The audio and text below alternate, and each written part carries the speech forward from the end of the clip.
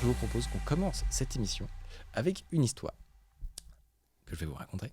Celle d'un lycéen un peu trop malin qui a lancé un générique Qui a apparemment à lancé un distance, jingle. je sais pas trop. Mais... qui est très très très malin visiblement, hein, qui nous prend en direct, un peu trop doué en informatique pour son lycée. Jingle.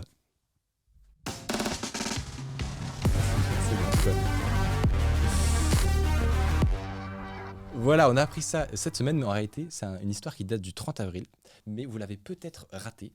Elle est hallucinante et je pense que c'est un monsieur qui a accompli le rêve de tout le chat et de nous ici.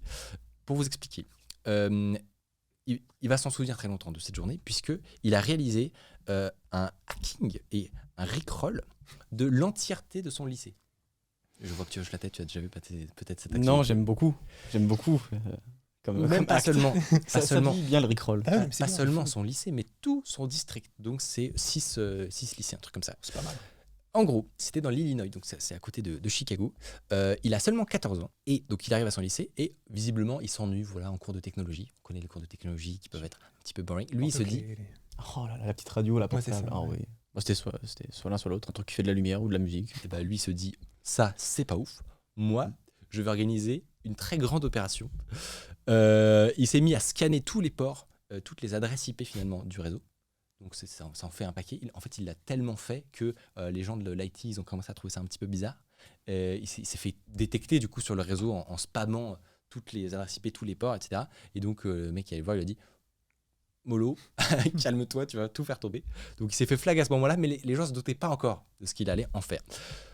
Parmi eux, il a trouvé pas mal de devices ouverts sur les réseaux. C'est-à-dire qu'il n'y avait pas de mot de passe, ou alors qu'il y avait des mots de passe par défaut.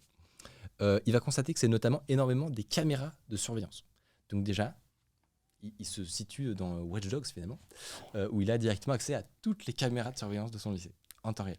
Petit kiff, ça, quand même. Ah, c'est incroyable. Hein. Petit kiff. Ah ouais. Petit côté voyeur quand même. Hein. Ouais, mais tu vois, t'as l'écran devant toi, t'as tout le truc, genre... C'est Minority Report. Oui, mais c'est incroyable. Tu es exactement dans Mister Bot. Du coup, il découvre ça, et en cyber, c'est un truc... Alors, honnêtement, les caméras, il faut savoir que c'est classique de chez classique. C'est-à-dire que c'est souvent des produits connectés qui viennent de Chine, qui sont très très mal sécurisés. Et tu as même des annuaires en ligne en fait, qui référencent tous ces objets faillibles. Par exemple, Shodan qui fait ça. Tout à fait. Exactement. J'allais le dire. Exactement. On peut passer un très bon moment à se balader là-dessus et aller potentiellement voir s'il y a des caméras qui sont ouvertes chez les gens, etc. C'est potentiellement illégal. Voilà, donc ne le faites pas. Mais si jamais il y avait des caméras qui étaient ouvertes partout sur la planète, on pourrait le faire, potentiellement. Il est fort, il est très fort. On m'appelle l'anguille. Dodge les balles. Déjà, bon, il a accès aux images donc, de la caméra de surveillance, sauf que plus il avance finalement après dans sa scolarité, plus il devient intelligent finalement, enfin moins il devient con, et plus il a des bonnes idées. Notamment, entre-temps, le lycée a sécurisé ses caméras, mais il découvre que en fait, tout le système IPTV de son école, il est ouvert. Alors, un système IPTV, c'est en gros la télévision ou des flux vidéo qui passent par l'IP. Je dis pas de bêtises. En gros, les box des opérateurs, etc., utilisent ce protocole-là. Et visiblement, le district utilise ça pour gérer les affichages vidéo des télévisions, les projecteurs, dans toutes les salles de classe, n'est-ce pas, et les télévisions, les affichages vidéo en tout genre. Ce qui en soi n'est pas forcément con. Tu vois, c'est un protocole standard, etc., qui fonctionne bien, si c'est sécurisé. Je le vois arriver. Non, mais le mot ouvert m'a pas inspiré du coup. Juste avant. Et là, notre ami, alors que donc ses cours ils reprennent en présentiel, oui, parce que son truc là, il a pas pu l'utiliser pendant 1 an et demi. Il devait être, il a dû le crafter à la perfection. Petits oignons, il a mis des commentaires dans son code. Vous n'êtes pas prêt sur la préparation du gars. Donc, une fois que le Covid se calme, etc., ça revient en présentiel. Il a des petites envies de faire des trucs rigolos pour la fin des cours. Il lance donc l'opération The Big Rick. Déjà, il donne un nom. Oh, il est bien préparé, ça me régale. Non, mais c'est un petit projet de fin d'année, quoi. Exactement. Un petit TPE, quoi. Ouais, c'est ça. Ça va aller très très vite. On a des traces de ces tout premiers messages qui donnaient déjà ses intentions. Okay. Comme ça paraît un peu, ça paraît simple en vrai. On va se dire d'envoyer une vidéo partout comme ça, etc. Mais en réalité, la manipulation de flux vidéo, c'est quand même vraiment galère.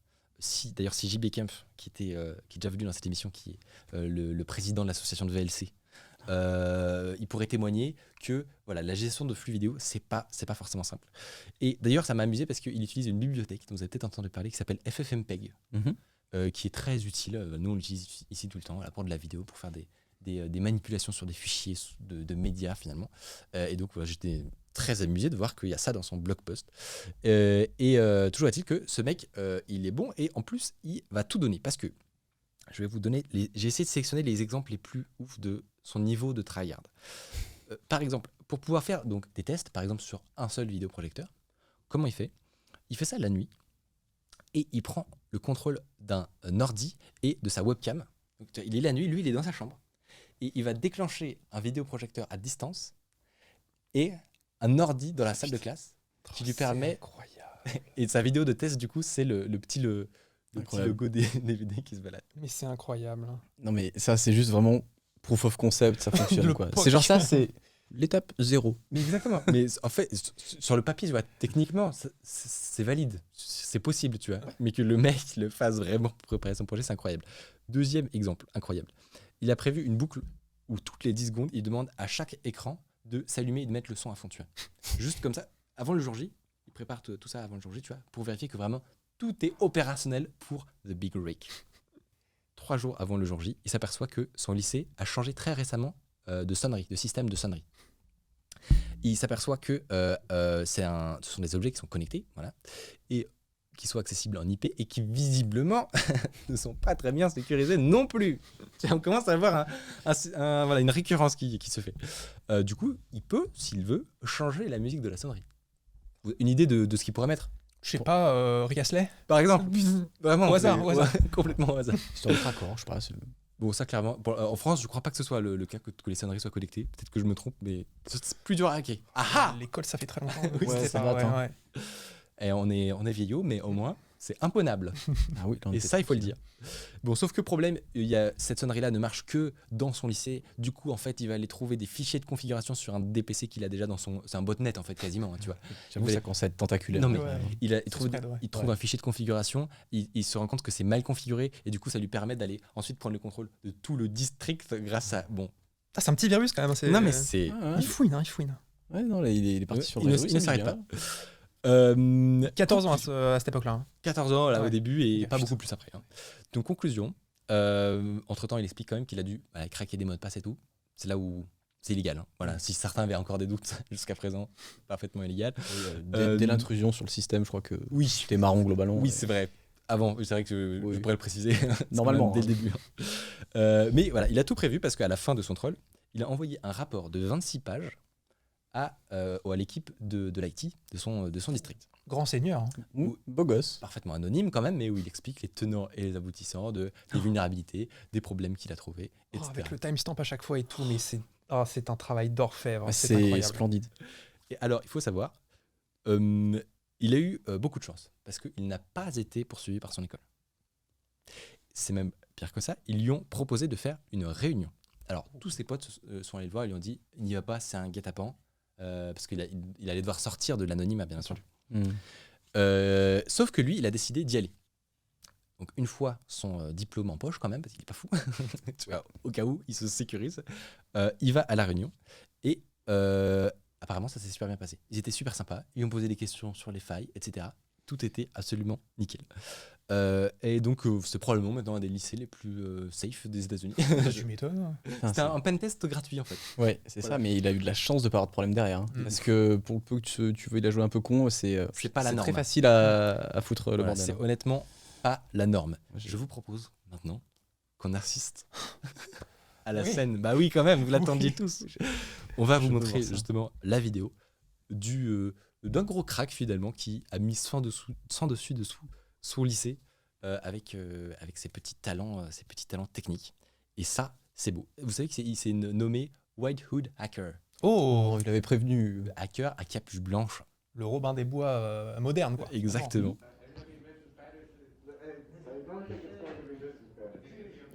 Il y a un petit décompte, etc. Putain.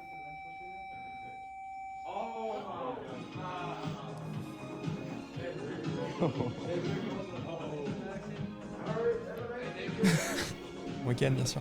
Ah bah là, ouais, Tout bon, est normal ok. pour tout le monde, visiblement. Ça résonne de partout. C'est sûr. Oh, mais ça résonne partout, c'est incroyable.